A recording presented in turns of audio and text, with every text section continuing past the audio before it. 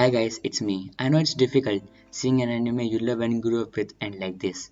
All those years of theorizing, hoping that we might actually get a better ending, all went down to drain. Now, before I start losing my mind, let's talk about some good things about the episode. The animation, voice acting, music, OST, all were top tier, and even I got emotional during rumbling scenes. Because it's just sad to see just because Marley won't join hands with Paradise Island, everybody else has to suffer. And thank God they removed some scenes from Eren and Armin confession. I give my full respect to the staff that worked on this beautiful story. Now, let's talk about the bad, and oh boy, there's a lot. Like you would think after so much time they took with the final part, they will answer the plot holes and address them that the manga had. But no, they added more plot holes and didn't even explain them, leaving us with a worse ending than the manga.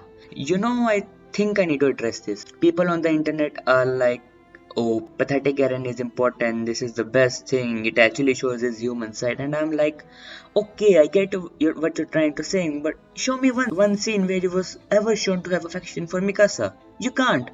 The show was never about love. It was always about the dark side of humanity, politics, conflict, war. Love was never the moving factor of the show.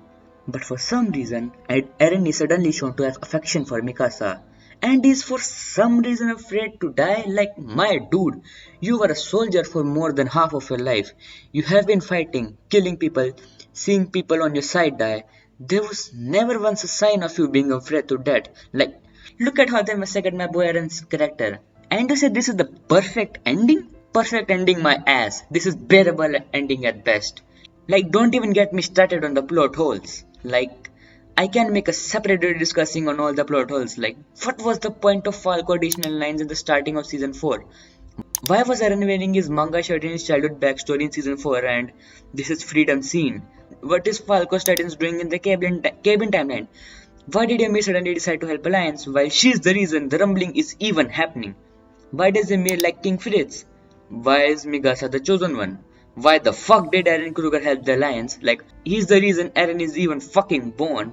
Like, what the fuck? Like, I appreciate the fact that animation and other things were masterpiece, but don't forget that story is also important.